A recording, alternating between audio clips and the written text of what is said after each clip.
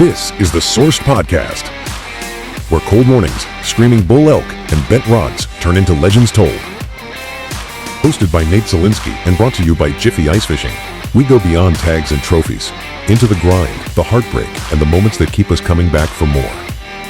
If it bugles, if it bites, if it lives wild, it's Sourced. Lock in.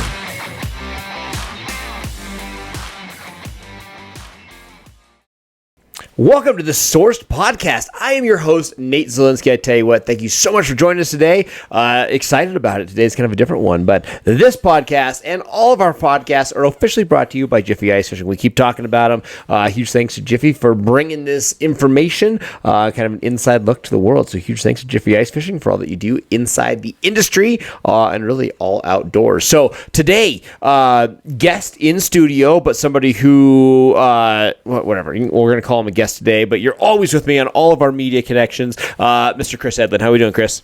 I'm doing pretty good today, Nate. Thanks for having me back on. Absolutely. I think the last one did pretty well, so I'm happy to do it again. Yeah, so Chris is our producer of the Source Podcast. Honestly, he's my media guy, right? So within Tightline Outdoors, Source Podcast, Nate Z Hunt, hunt-education.com, which is live now. Everything we do, Chris is the man behind it all, right? So he does all of our media, all of our data, just all of that kind of stuff. So he's usually behind the scenes, running the camera, but today he's on camera with and my guest at the podcast. We're excited about it. Yeah, no, I'm super excited. Yeah, we did one of these for fishing and just basically taking your viewer questions and then pumping them back out to Nate. I think a lot of the things that he's asking our guests that we have on here on the podcast, people want to know about you as well. So yeah.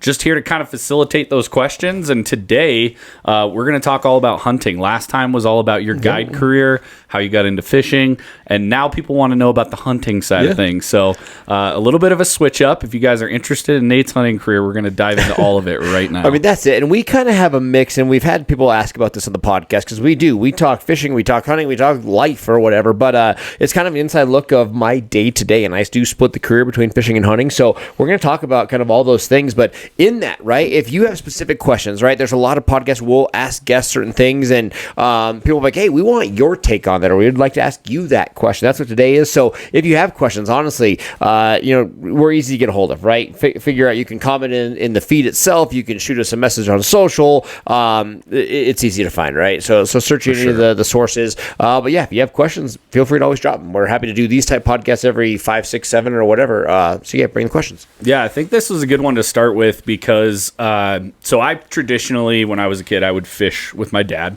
and he grew up, basically in Oklahoma where fishing was paramount. But they didn't do a ton of hunting. And then when he moved to Colorado, I think he keeps telling me this famous story. I think it was either a rabbit or it was like some small game animal that a friend had gotten him into going and hunting, and they did. And he said afterwards he was just devastated and he couldn't do it. So he was like, he was never interested. He never wanted to introduce me to it. So I got into the fishing world through some friends. They kind of turned me on to walleye. I had done trout primarily before that, Colorado kid. And the same guys that got me into walleye also were big duck hunters. And I hadn't owned a gun. I kind of was interested in learning more about it. So I went out, bought a shotgun, and immediately started hunting ducks. Yep. So that's how I first got into hunting. I feel so bad for the birds. It's one of those things that everybody's like, I could never shoot something with, a deer or a rabbit or an elk, big, beautiful eyes looking at me. Boy, the poor birds. The birds. The birds get it, man. Nobody cares about the birds. It's like a good entry. So I went off the deep end a little bit into turkey hunting. Okay. And I felt like I got fairly good at turkey hunting on my own. And then it was like we met, and it was right around the time I was having the crisis of I go hunting for big game, but I never come home with anything. Yep. And this was the perfect relationship because you were like, all right, I'm going to help you. And sure enough, now I'm killing things. Yep. So organic meat, you're like, live it, dude. Exactly. So I think that's a good way to start is like, let's talk a little bit about how your career started, but then also like the major factor for you in this industry, I think today is you're all about education. Yep. You're all about DIY. Like none of this is like I'm going to a paid property and I'm going to go hunt animals that we know are there. We've been tracking forever, and they have 18 million points. Yep. Like, we are doing this in the public. The hard way. Yeah, the hard way. Yep. And I just kind of want to talk a little bit about that. So how did you kind of get into hunting to start? Was it a natural progression from fishing? And, let's talk a little bit about the education piece. So much like yourself, right? My dad got me into it, right? So I owe it all to him for getting me in the hunting world, but no big game, right? Zero. Yeah. Like, no heart to do it, no desire to do it. So we started off hunting. It was all birds, right? So we dove hunt, and then we were big into waterfowl, right? So we had some property out east. A buddy of his had a lease, so we'd get to tag along and sit in the blind, hunt geese, and it was awesome, right? Because I got to go up there, be a part of like the guys trip and that kind of thing. And we were terrible at it, right? We had shell decoys, a terrible blind, like these. You look at a successful water hunter a day, and they're killing hundreds of birds. Like, we killed like 6 geese a year, kind of thing. But either way, I loved it, and I fell in love with it. So I kind of continued, and like hunting was a big part of my upgrowing. And then I love to shoot archery equipment, right? So I just had a little stick bow, so I was shooting a longbow at my house, and I really enjoyed archery. So I started shooting archery equipment with no intent to ever hunt, just to shoot.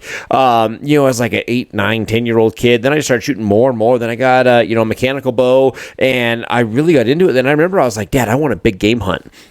And he's like, I have no interest. Like, whatever. So he used to take me and like drop me off in the woods. Oh yeah. Right. So, he would just help me like get out to the forest, but not even with me. And I remember like the first day I killed something, he came to pick me up, and like, I was like, I got one. He's like, what?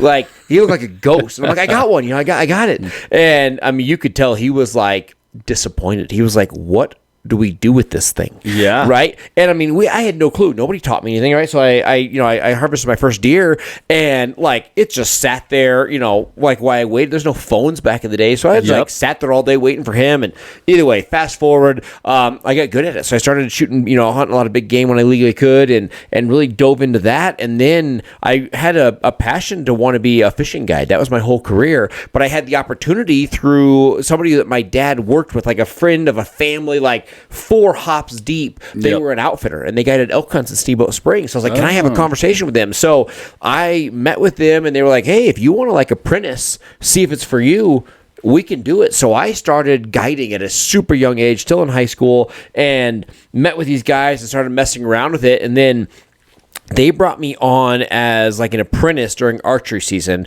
and I just got to tag along, right? So I tagged along, and I made the cut. So by the end of archery season, it was supposed to be a whole year of just like following along to see if I even wanted to have a conversation about it. And all of a sudden they were like, hey, you're in. You got clients next week. And I started guiding, and never really looked back. So that was kind of how the whole hunting gig kind of started, and just loved it. And then it's funny because after I had guided hunts for 2 years, so I'm probably 15, 20 deep into my own success of big game, elk, deer, and my dad started eating it. And he was like, this is awesome. So I got him hooked on that. Then he started hunting, and it's funny, he's no longer with us, but even on his last hunt, when he'd shoot a deer or shoot an elk, he'd be like, I don't know. He would be so sad. And, I would talk to him about the concept of it. Like, hey, this is conservation. We're doing it, for all the right reasons, and we're eating it, and we live off of it. And, this is as old as time. Like, this is life. And it's pretty funny, but I would have to have that same conversation with him every single kill. Yeah. Because he was so... But either way, that was the startup of my career. That's awesome. Yeah, I love talking about your dad because I got a chance to hunt with him a couple times. And, the one thing that you could tell, especially with just you talking about him dropping you off and stuff, is he was so excited every time you'd call. Oh, yeah. And I remember vividly on a couple of the videos that I edited, his first question is like, did you get one? Yep. And he's super loud guy, super awesome, really passionate about you succeeding. Oh, yeah. And it was fun to watch you guys have that banter back and forth. But yeah, getting a little bit into the hunting thing. So when we did our first videos together, I think some of the first ones we did were for CPW. Yep. You have a good partnership with them. A lot of your stuff is all about education. Yep. And that particular video was just about educating leaf peepers. Oh, yeah. To know that like there's hunters in the woods at this time of year. Like it's great to go out and see the leaves, but that's one thing to keep in mind. So anyway, with the education piece, I mean, you've done a phenomenal job with helping me, as a solo hunter go in and be successful. But what kind of got you into like giving back? Because I think a lot of people in the hunting industry specifically, it's about showing off what your skills are, what you can do, and then getting people to pay to go on a hunt with you or whatever it might be.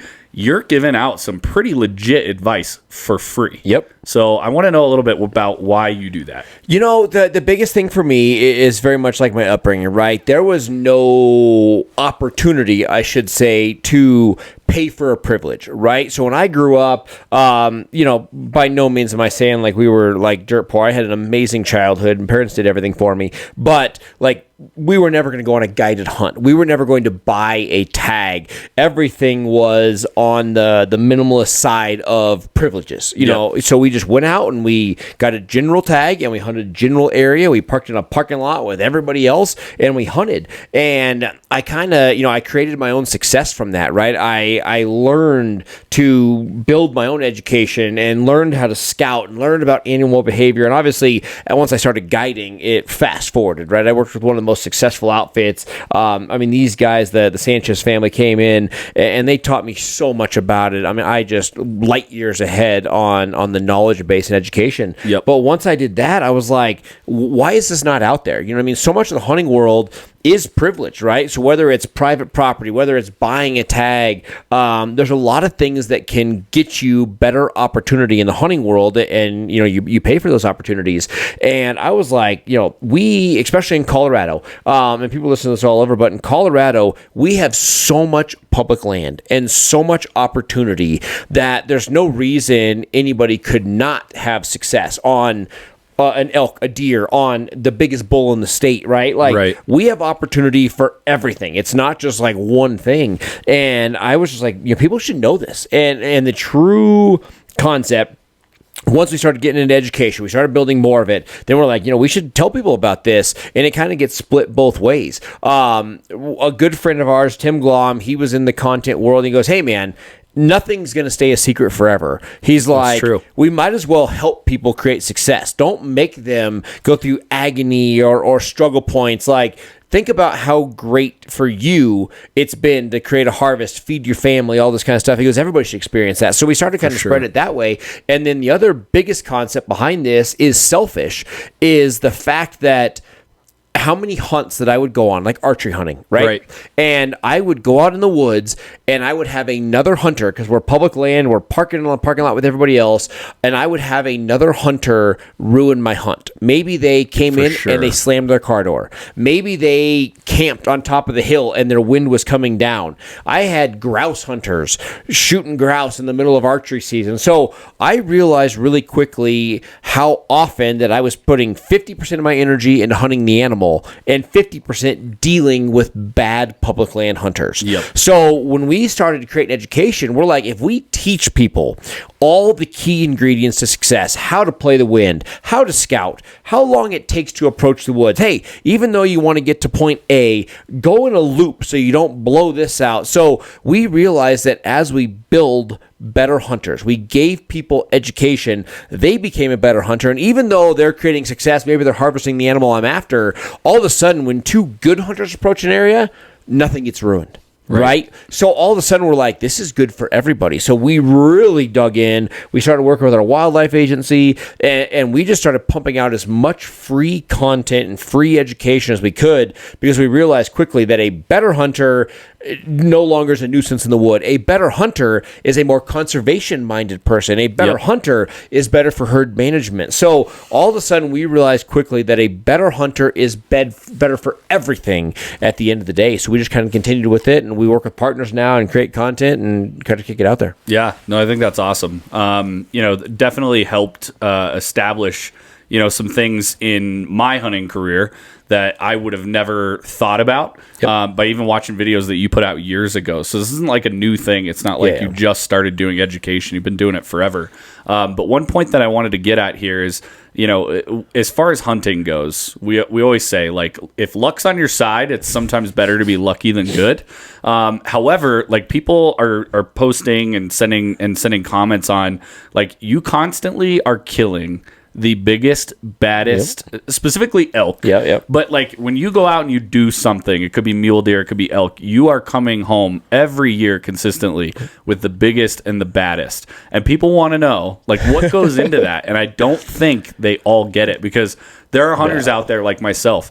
I would die to just kill one, to maybe even see one back in the day. Now I'm a little bit better and I see them and I can kind of be a little bit choosy. But like back in the day, if I saw one and it had horns and I had a horn tag, like, it's going down, How do you stay consistent year after year finding those giant elk and getting them in gun range? I mean, that's it. So the biggest concept for me is scouting, right? And that's where everybody wants the prize, everybody wants the reward, but they're not willing to work for it. And it's just it's life, right? Everybody wants the deal, right? They want the new fancy car, but they don't want to work to earn their money to get it, or whatever, however you want to, do the analogy. But it all comes down to the work, right? So scouting is everything. I would say majority of the units in Colorado, so most of the areas that we can hunt, have a big buck or a big bull or a big bear. They have the animals that we seek, but obviously you don't see the success rate of those animals, right? Because they didn't get big for being dumb, right? A bigger, more mature animal is smarter. They elude hunters, the whole deal. So you have to scout them. So, I mean, this is one of those things that when I draw a tag and I find out my tag results in May, early June, I'm immediately scouting, right? I'm e-scouting, I'm digital scouting, and then I'm in the field. And I mean, it's like when you call me, you'll say, hey, I'm so-and-so, and I'll be like, hey, go check this drainage. And it's like, a lot of people don't even think about the process. Like, I've hunted, I've hiked, I've literally put boots on the ground in every drainage in the areas that I hunt. And it's one of those things that it's a dedication, it's time, but if you have knowledge, right? So it's knowledge of the animal, knowledge of the resource, it's scouting, behavior. Once you have that, honestly, killing them is the easiest part. Right, sure. It's crazy because I eliminate luck, and I'm not a great hunter. We talk about this all the time, right? I'm not great at calling. I'm not the best shot. Like, I don't have a lot of the talent features that a lot of great hunters do have, but I do scout good. So through epic scouting, I literally just put myself in their way. And I can create those harvests. So for me, it's all about scouting. And I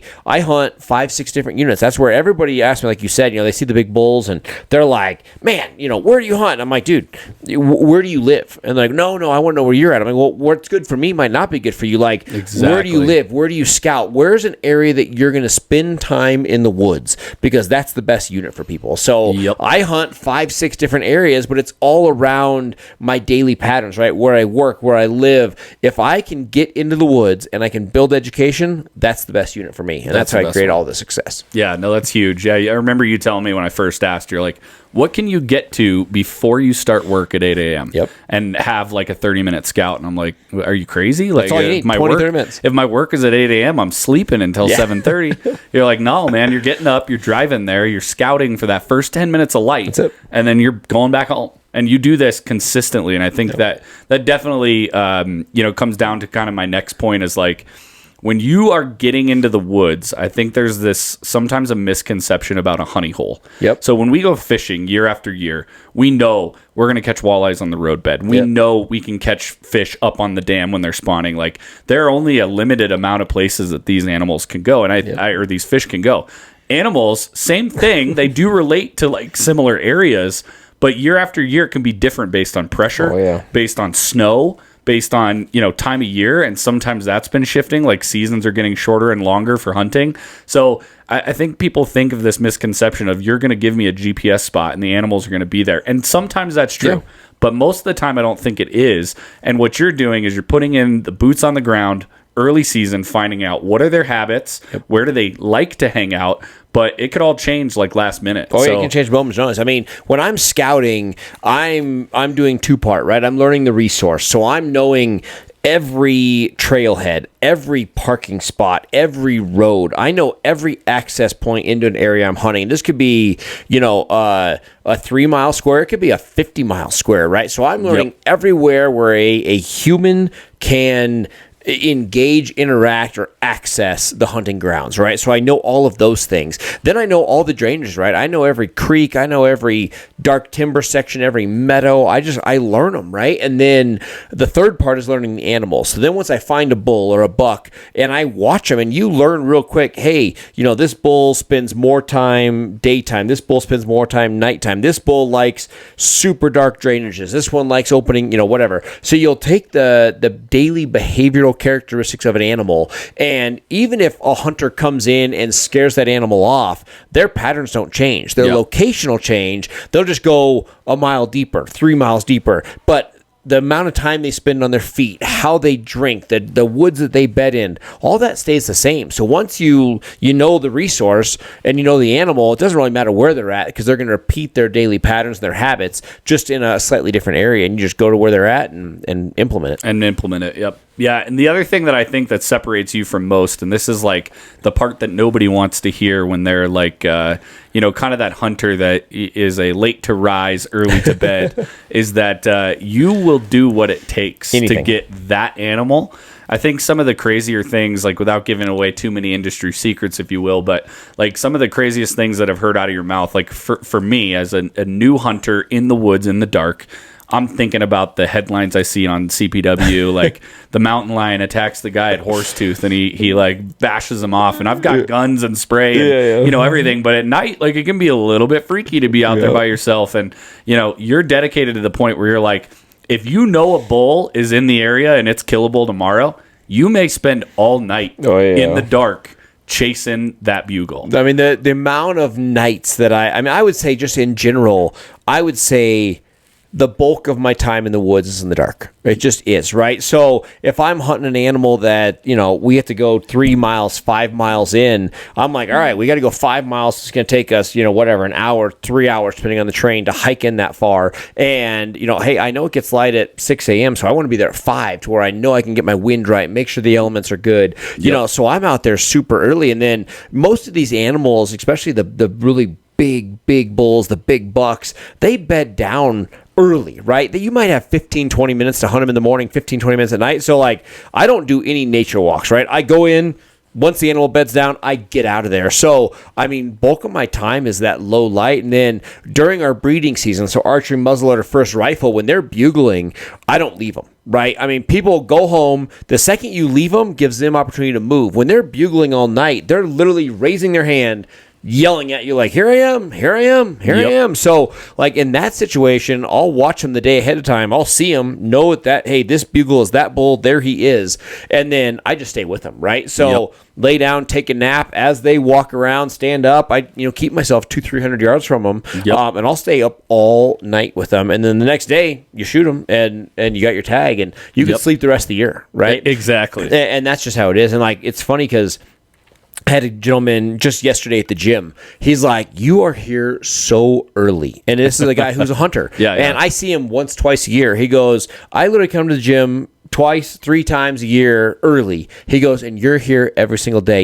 I get to the gym between 3 and 4 and, I do my workout. And he's like, why are you so early? I'm like, dude, because my whole life is early. Like, that's the pattern that I live, right? Exactly. It's a part of my life because that's when I'm in the woods, I'm up early. Everything about it's just early. So, yeah, and like we joke about it, especially with my wife, because like I'll give advice to people and she'll be like, that person just wants to go hunt and have fun. Like they don't want that dedication. And that's where it's fine. I'm not saying you have to do that, but if you're that person that wants the success, you can earn it. Everything is achievable with hard work, in my opinion. So I'm that person that preaches like, hey, it's possible. You just have to decide if you're willing to deal with it. You know what I mean? Can you do the daily grind, the everyday scouting, the physical hikes, all that? And I just prepare myself for it so it happens. Yeah, absolutely. Well, the other thing that I kind of wanted to talk about as it comes to hunting is, there's one thing about being successful at hunting in general, right? Harvesting an animal, providing for our family, that's what's at the core. But then, you sort of have all these different modalities. Like, you've got archery, you got muzzleloader, you got rifle. I mean, I'm watching some guys on YouTube going viral. They're shooting archery doves and pigeons. You know, like there's all these different modalities for hunting, and no doubt we all have our favorites. But what part of you, I guess, you know, wants to kind of master those, or is there one that you just love more than the other, or like, does it really just come down to like, if I'm going for the biggest bull, I'm going archery season, or what kind of maybe drives you to each modality? Absolutely. So the biggest thing for me is ability to draw a tag. So that's going to be the first and foremost. So rewind a decade, right? So 10 years ago, I could draw a tag in Colorado for about anything, right? Archery, muzzleloader, or rifle. So I would say the bulk of my career, for 20 years, I killed one of my biggest like stretches. I killed bull elk in Colorado with a bow for 20. So I did 20 years straight with an archery kill on elk. So that was it. And it kind of faded out from there. But I did 20 years straight of a bull every single year with archery equipment because I had the ability to get the tag. So that's what it was for me. So archery was my passion. You know, I had to get close. I learned the animals. You become one like with the scenario. They're screaming in your face. That's it. So archery is what it was like my roots to grow up. It taught me the most. So archery was everything to me. And then as we kind of got into more people hunting and more, you know, just general use, all of a sudden archery was getting popular, and those tags were harder to get, and some of the rifle tags, especially the least desirable tags, the winter tags, the November tags, were easy to draw because people didn't want to do them, and I could hunt those units every year. So I started to rifle hunt a little more because that's when the tag was available. Then we started filming hunts, right? And when you have to get archery is so hard to bow hunt elk. Everything has to be perfect, right? Now when you're on the big private ranch and they cull the herd, it's amazing. The average public land guy, where everybody's blowing bugles at them, like the average public land elk hunt is harder than it's ever been. So as all of these things transition, we had to start filming it. It's like, man, killing a bull with a bow is hard. Getting it on film is even harder. Getting a camera person that wants to chase me around the woods for 30 days is the hardest thing to do. So all of a sudden we started doing some rifle hunts, and I'll tell you what, rifle hunting, shooting them at a distance, it was easier. So that's kind of where we transitioned to it from, was all of those things. But I think to this day, a hunter that can do all three is the true hardcore hunter, because very few do that. Most hunters pick a category, right? It's like joining a club. They are archery, they're muzzleloader, or they're rifle. And I think a hunter that can have all three abilities, the ability to go hunt elk with a bow or deer with a bow and get close and have all the skill sets that it takes to create success that way. Same with muzzleloader, same with rifle, and you combine them. And that's right where I was. I started with archery, then I rolled into all of it. And you just become a better hunter by learning those, and it helps you out. Yeah, I definitely think that's big on the tag part, because a lot of people, they're like, which tag should I buy? I need to get it in a good unit, and I'm going to save up all my points. You're an advocate for get the tag that's available. Hunt every year and learn it. And just go. Yeah, no, I love that about that. That concept of just being in the woods is going to give you more experience than waiting for that big major tag. For sure. The high-end tags are the worst to me, simply for the fact that when you wait, right? So in Colorado, there's a ton of people that wait 10 years, 15 years, 20 years for a particular hunt in a particular zone. Is it awesome? Absolutely. It's such a cool hunt in those areas. But you wait 20 years for a tag, you're not hunting, which is terrible. I hate that. 2, you're not knowing anything. You're not building knowledge. You're not building a skill set. So that's terrible. And honestly, 3, my wife has drawn quite a few high-end tags. When we are hunting a high-end tag, we're nervous. Yes. When you have 10 years, 20 years into a tag, you feel this pressure on your shoulders like, I've waited 20 years. I better get a good one. Or I've waited 20 years, I better not go empty-handed. And all of a sudden, this decision-making, like, do we just shoot one? We waited 20 years. Or we better get the biggest one. We waited 20 years. So true. Like, it's fun, don't get me wrong, but it adds pressure that isn't meant to be there in a hunting world. So I would rather hunt low-end points, low-end tags, and hunt them every year than I would hunt the high-end. And that's exactly why people spend all those big dollars to go get a moose guide Yep. Because none of us have had experience, right? We see them as we're driving, down the road and they're in a pond or whatever. And usually we actually see them elk hunting or whatever. Like they stand in front of us and you're like, man, I wish that was an elk. But yeah, I mean, it comes down to actually like executing on the tag and you know nothing about it. It's just easier to say, hey, we'll pay a guy to help us out. Oh yeah. Well, cool. No, I think that establishes a good background for your hunting career.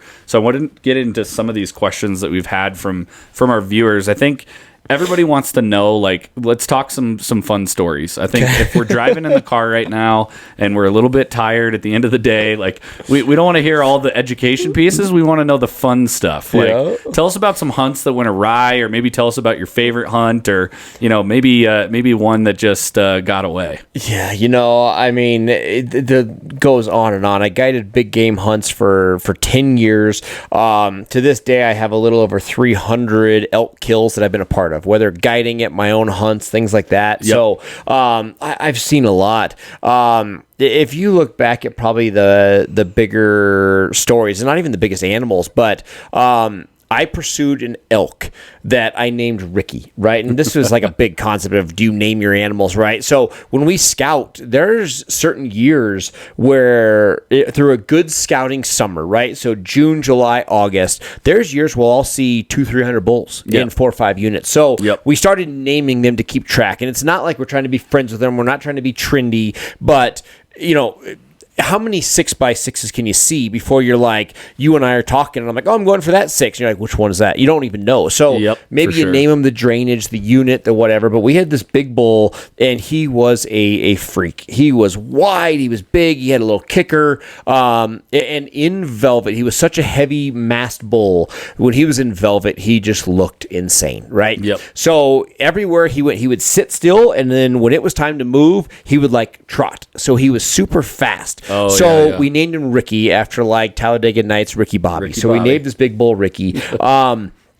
And he was a bull that to this day, by no means my biggest, but probably one of my proudest bulls. I watched this bull for like 128 days. I watched the bull from the day I saw him to the day I killed him. Yep. I had an archery tag and we turned it in. I had rifle tags. I turned them in, waiting for the right opportunity because this bull was so skittish, so big, so challenging. Yep. And that's what I love about it. And people accuse me of being like a trophy hunter when in reality, I love picking the biggest bull simply for the fact that I love the challenge. The biggest buck, the biggest challenge. So this big bull, Ricky, 128 days. The longest I think I ever lost him was like 10, 12 days where I didn't see him. But I like dedicated my life. I could have paid for a high-end hunt. I missed so much work watching this bull. But this big bull, Ricky, it was one of those things that we dedicated to him. And literally the day before, they're going to probably watch this podcast. These are great guys, but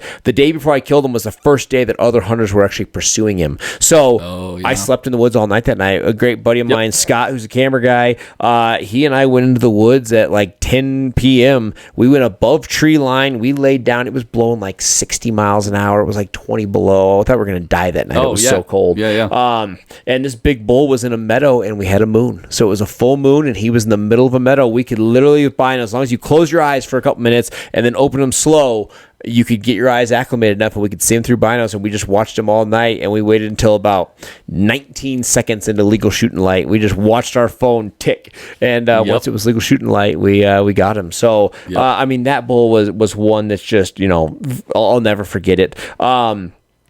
I used to do a lot of mountain lion hunting for forever, right? I got out of the waterfowl hunting kind of game and sold all the decoys and got into, owning hounds and lion hunting. And, probably one of the craziest just hunts in general. We had mountain lions go into mine shafts, but I had a big mountain lion go into a cave, a rock pile, right? So the dogs are all around this big rock, and we're like, where's the lion? And there's a little hole, like just manhole size cover, and it went inside, and the dogs that were in there were like so faint. So we sat there, and it was myself, a buddy who was actually hoping to hunt the lion, and another friend, and we like take off our packs and we're like, well, let's see. So, and like, looking back, probably the most unprepared hunt I've ever been on, right? Because it's lions, right? It's daytime, it's light out. It's not even low light, right? You keep the dogs loose at light. It's like a midday thing. It is, we're like going through our bags, like looking for headlamps and flashlights. We're like, we need some light. And then I remember at the time, and some rules have honestly changed from this exact hunt, but I remember calling our wildlife agency and I'm like, can I use a light to go in this cave? And they're like, what?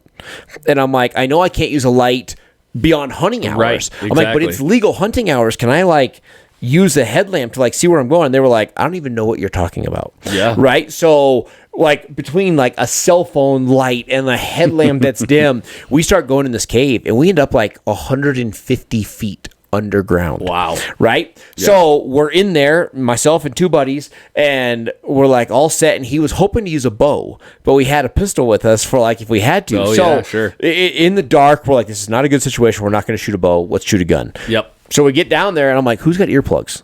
So we're not prepared. So we literally take toilet paper. We're 150 feet into the earth, right? It is like this cave. I'm waiting to like find gold. We're so buried into the earth, and there's the lion like 15 foot from us. Yeah.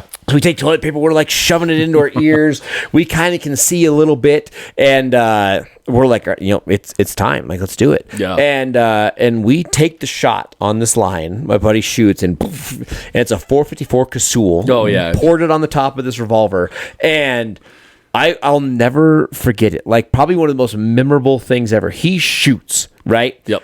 And the entire cave turns to dust.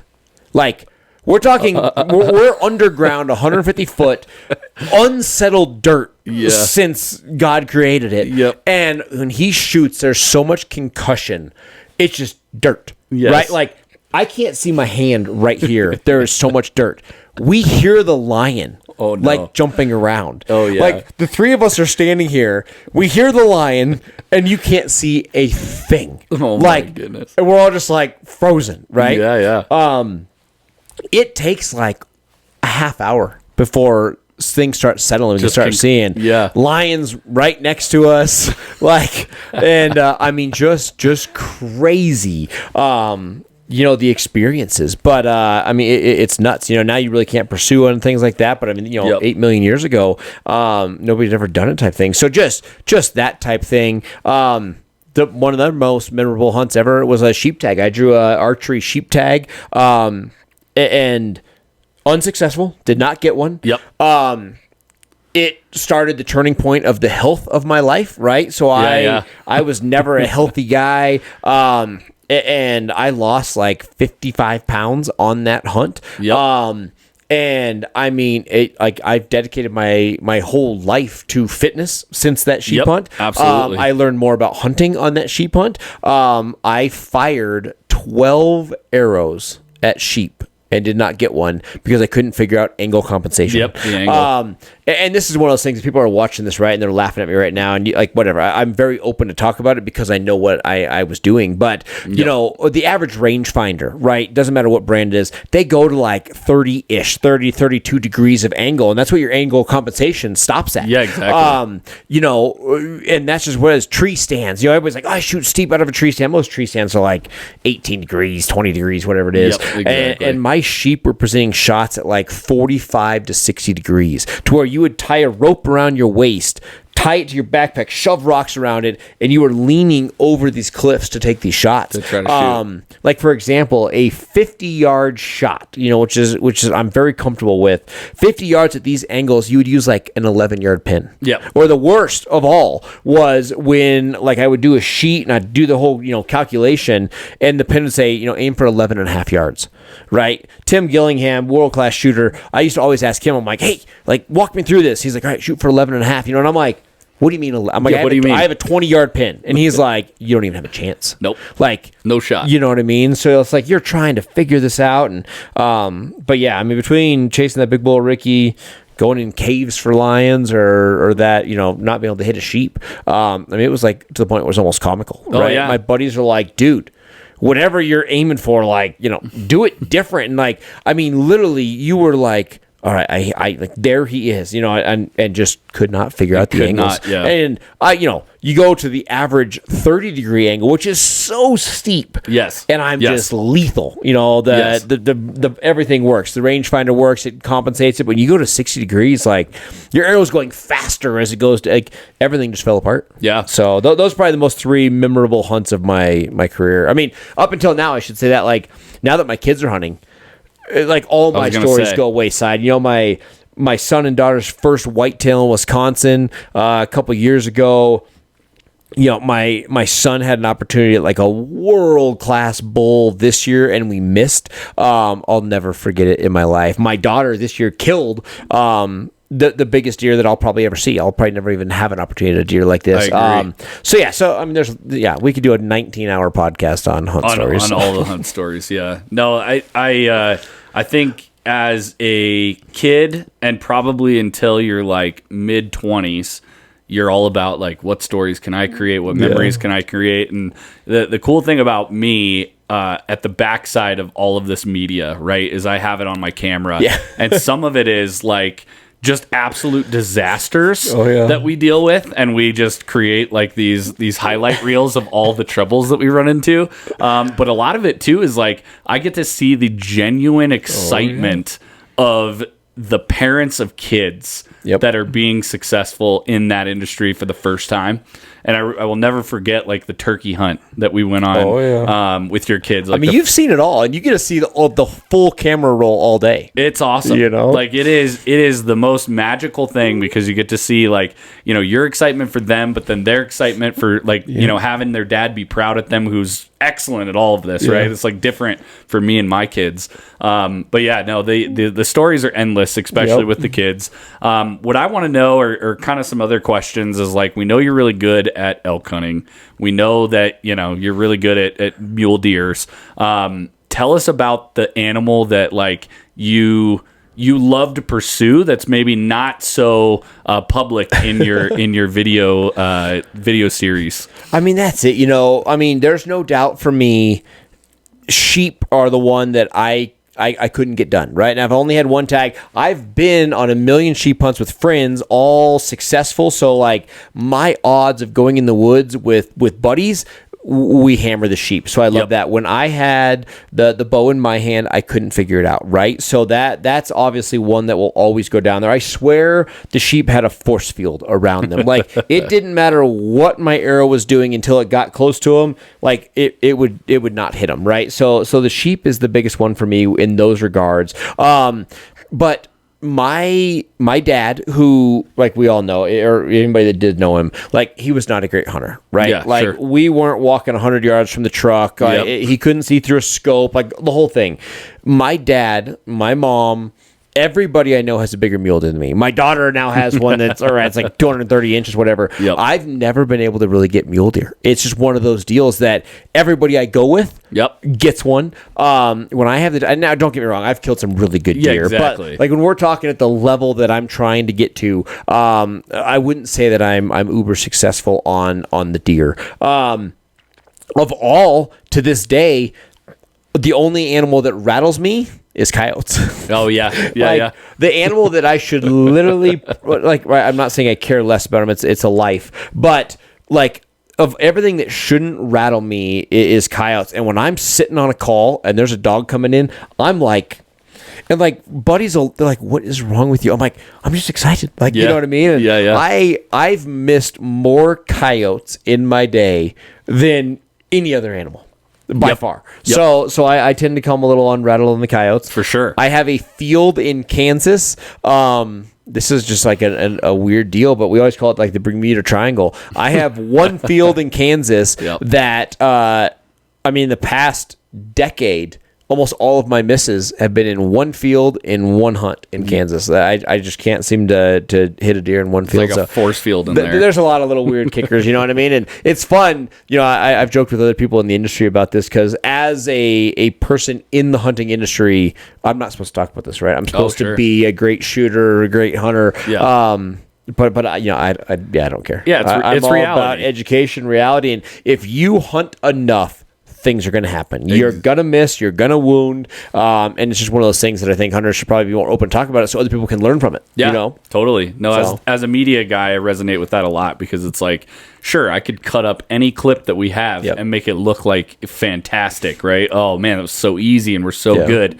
But the reality is just not that. And I yeah. think in the pursuit of being a better educator in hunting, you really have to show what's real and what's not. You and I had that conversation when you edited one of the first videos. Yeah. You were like, hey, man, should we show this? Like, that animal is quartering away hard when you take the shot. And I'm like, hey, like, in the perfect world, I want every animal, perfect broadside, perfect shot. Now, we don't push the limits on unethical opportunities, right? Yeah, so yeah. that's the line here. We're not there to wound an animal. When we have the shooting capabilities, and you know what it is, right? When the shot is within your capable distance, when the scenario, the climate, the shot is in your favor, when you're steady, when your heart's controlled, you can, as long as you know you can put the arrow, the bullet, the slug where it needs to go, you can take that shot. And we've had that. Like, real world hunting is different a lot of times than edited hunts. It is. So as long as you're doing the ethical thing, I mean, Yeah. that's is what it is. Yeah, and I think caliber comes into play too, right? It's like if you're shooting an antelope and you have a 300 Win Mag, you're pretty sure anywhere that bullet lands, it's going to take care of the job. But if you don't have the right caliber, then maybe you are trying to get closer to get that exact shot. And usually we've prepared for all of this stuff before we go on a hunt, but you also have a nice quiver of guns in the truck that we can select from, which brings me to, we got about 10 minutes left in the podcast here. I wanted to ask you a question that a lot of people are curious about. Somebody that's successful like you, right? When you talk about gear like guns and scopes and all the different tools that you have, I mean, shoot, even Onyx has really leveled up the playing field in terms of people being able to scout from their house. What is that one tool that you would say, if I'm on a hunt and I do the triple check of what I've got and I realize this thing is not there, whatever it might be, what is that one thing you have got to have on every single hunt? For me, it's kind of crazy, and I have a lot of conversations about this particular thing, but without a doubt, what really made me think of it, I was hosting my radio show last Christmas, and somebody asked the perfect gift for a hunter, you know what I mean? Oh, yeah. And for me, it's range-finding binoculars. So my world, it's the Vortex Furies. And it's a hot topic because the second you put a rangefinder into your binos, they're slightly heavier, right? Sure. You're touching them and you're getting a illuminated signal that can, take away maybe some of the visibility in the morning of the low light hours. So there's a lot that goes to it, but I would never, ever, ever, ever in my life go back to having binos and a rangefinder as two separate items. So for me, I will not leave without a rangefinding bino. So to me, that's my number one piece of equipment. Now, I would not be even remotely as successful as I am without a spotting scope. Yep. Right. So I use a spotting scope more than I use anything. I am a long range optic user. I glass 24/7. Glassing is what finds the animals. So 99.9% of the success that I have is due to glass, right? It has nothing to do with my area. Just put me into an area with terrible herd counts, terrible genetics. I'm going to find that 1%. I'm going to find that one bull, that one buck, that one bear that lives there. Yep. But the tool that I love the most, rangefinding binos, I couldn't do it without a spotting scope. But I hate to say it, both of them are optics. So, I mean, when it comes down to it, Vortex is the brand that, again, all the firearms, the trucks, like the side-by-sides. We talked about that. Huge thanks to Sun. We couldn't get into the woods in half these areas, right? So you have to, everything is required. But glassing, when it comes to the success, glassing finds most of my animals. Yeah, I was going to say, I don't think anybody in the hunting community leaves the house without a pair of some optics, right? It could be binos, it could be just maybe some guys just like running spotting scopes. But just a real quick retouch on Vortex is I even just did a video recently. It's I have these binos that I knocked a chip out of the lens and I sent them back into Vortex and they sent me back essentially what's a brand new pair.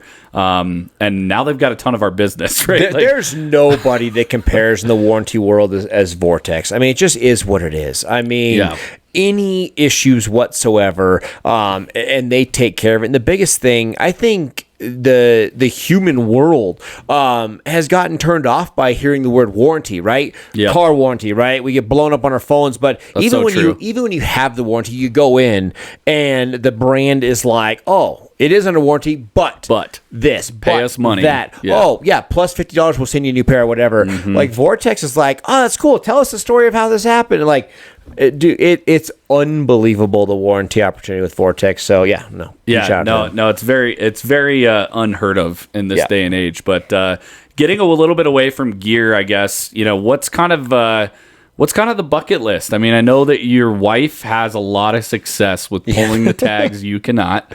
I think that's good, right? Yep. Like, it's nice to have those hunts through other people, but there's no doubt, especially here in Colorado where tags are hard to come by, that there are some that are on the bucket list that you're like, man, I just hope that I'm not like a 68-year-old man trying to go after this tag. Like, what is the tag that you're waiting for? It might not even be in Colorado. I saw you shooting iguanas in a bathing suit. I mean, it could be something outside of Colorado. What are you going for? That's it.